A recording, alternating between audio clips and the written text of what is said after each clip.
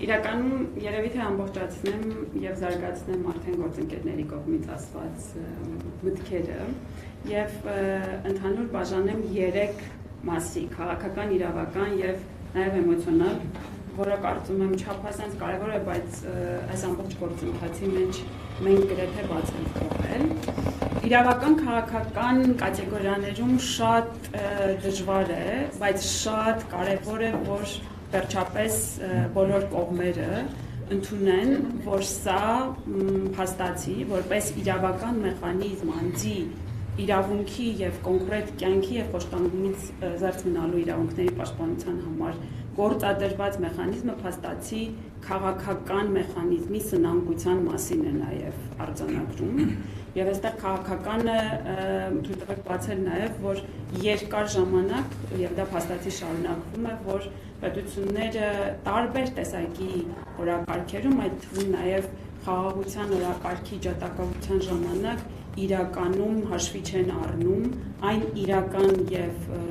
փաստացի արդեն գործ ունեցող ռիսկերը, որոնք նաեւ չեզոքացնում են երբեմն իրավական պաշտպանության հնարավորությունները։ Արդեն անդրադարձ կատարվեց միջպետական գանգատներից հնարավոր հրաժարումների մասին, որը իրականում շատ ցավալի է, բայց կրկնելով նաեւ պարոն Ղազարյանի միտքը, սա հակառակը իմ գնահատմամբ շատ լավ հնարավորություն է քաղաքական օրակարգը հարստացնելու համար եւ սա բացառիկ նույնիսկ թույլ տվեք ասել հնարավորություն է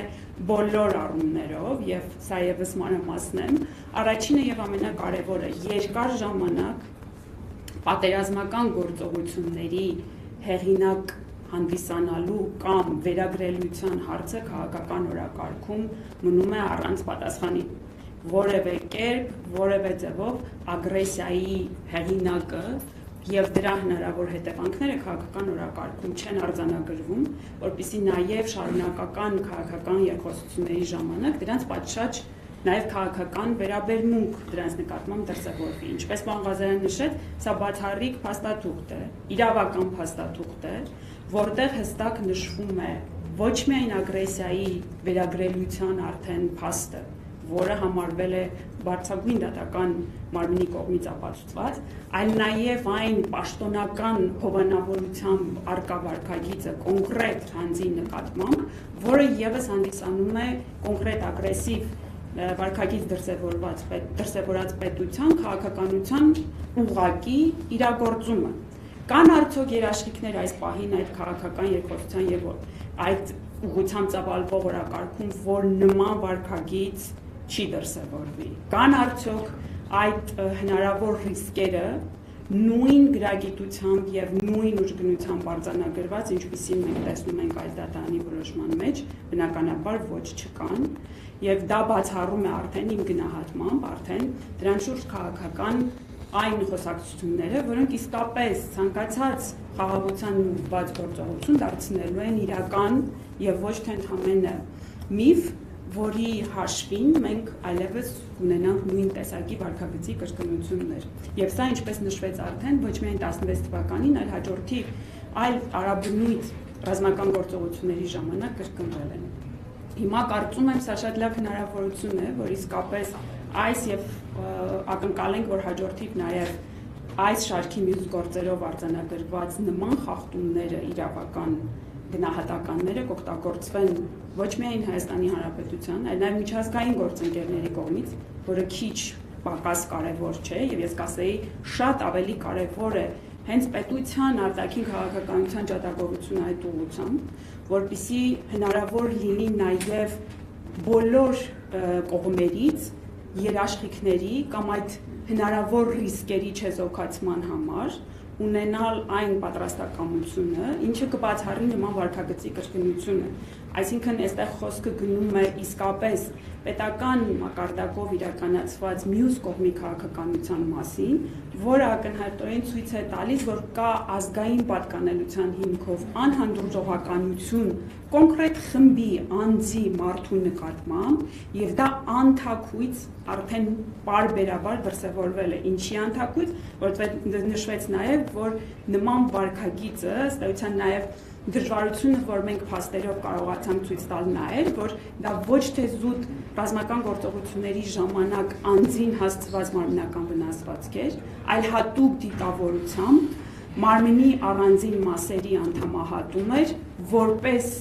խրախուսանքի արժանացող վարքագիծ, որը նորից հովանավորվում եւ մեծ մասամբ նաև պաշտպանվում է կոնկրետ պետության կողմից։ Հիմա թույլ տվեք նաև էմոցիոնալ մասը երևի թե իսկապես նաև ինձ ու գործընկերներիս համար շատ ծանր, երևի թե առաջին անգամ է նաև, որ մենք մեզ նաև թույլ տվեցինք իսկապես էմոցիոնալ առումով դա նաև բաց թողնել։ Թույլ տվեք ուղղակի մի դրվագով պատմել, ինչպես ենք նաև աշխատել, քանի որ ժամկետը չափազանց սուղ էր, մենք աշխատում ենք առանց 24-ժամյա ռեժիմի մեջ որևէ ժամ հաշվի առնելու, եւ ես հիշում եմ, որ այստեղ ընտանիքի անդամների հետ շատ դժվար ծանր խոսակցությունից հետո եւ այստեղ ուզում եմ իսկապես Տիկին Սահակյանը շնորհակալություն հայտնես գործընկերներին, բայց կարծում եմ, որ սա իսկապես ընտանիքի պայքարի եւ նրանց կորցրած արդարադատության վերահաստատման իսկապես հարցն է։ Մենք բոլորս տարբեր մասերով գուցե սա օգտագործենք, բայց ընտանիքի համար առաջնային եւ հիմնական այդ էմոցիոնալ առումով նրանց ինչ որ ձևով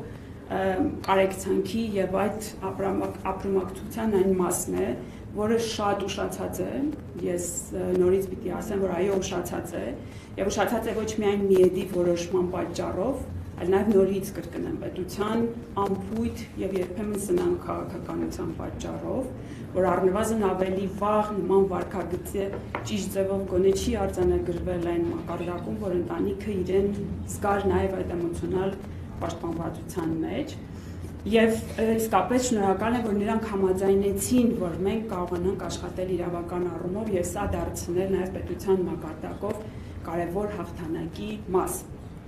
Եվ արձանագրումը փաստերի նշեցին գործընկերներից բավականին դժվար էր։ Տեղանքի զննումից բացի այն փաստերը, որ նաև միեդը արձանագրել է, պատկերացրեք դիակի մարմնի տարբեր մասերի վերաբերյալ առկա դատաբժշկական փորձաքննությունների արդյունքներով ու նկարների հիման վրա վերարտադրվել է մեր կողմից։ Ես հիշում եմ, որ հերթական աշխատանքային որևէ ժամից հետո երևի լուսադեմին ժամը 6-ն էր։ Մենք գործընկերներից հետ տաքսիով տուն էինք գնում ու այնքան տարված ու մոռացած, թե ինչի մասին ենք խոսում, այսինքն այնքան էմոցիոնալ մասը սառեցված էր ու մերժված, որ մենք մեխանիկորեն ուղղակի մասնագիտական աշխատանքը կարողանանք որակով անել ու խոսում էինք արդեն իրար հետ, նկարագրելով էլի դիակի եւ նկարների այն հատվածները, որոնք պիտի փաստական առումով արձանագրեին եւ մեզ սթափեցրեց վարորդի այսպես վախեցած հարցը, թե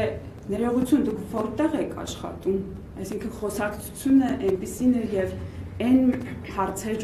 եւ այն փաստերի մասներ, որ սովորական մարդու համար դա առնվազն պատճառով, որ մենք իսկապես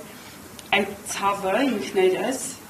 հենց այդ ժամանակահատվածում չէինք ապրել զուտ մասնագիտական գրագետ աշխատանքը ապավելու, որովհետև անհնար էր նկարագրել այդ ամբողջը եւ էմոցիոնալ առումով նաեւ չփլվել, որպեսզի դու կարողանաս մինչեւ վերջ պատշաճ աշխատանքը հասցնել ավարտին եւ կարծում եմ մենք մեզ դա թույլ տվեցինք ընդամենը միայն այս որոշումը հրապարակվելուց հետո, նույնը կարծում եմ ընտանիքի անդամների համար է եւ կարծում եմ սա եւս շատ կարեւոր արձանագրում էր եւ հնարավորություն, որ իրավական քաղաքական կատեգորիաների շարքում այդ էմոցիոնալ հատվածը եւս արժանանա այդ ճանաչմանը եւ թույլտվությանը, որ այո, ցավի զգացողությունը, եթե այլ կերպ մեղմել հնարավոր չէ, ապա առնվազն դրա իրավական ճիշտ արձանագրումը այն փոխհատուցման ձև է, որը ինչ որ չափով կարող է նաեւ մեղմել, ակնկալելով, որ մենք բացառում ենք նման տիպի վարքագծի հնարավոր կրկնությունը։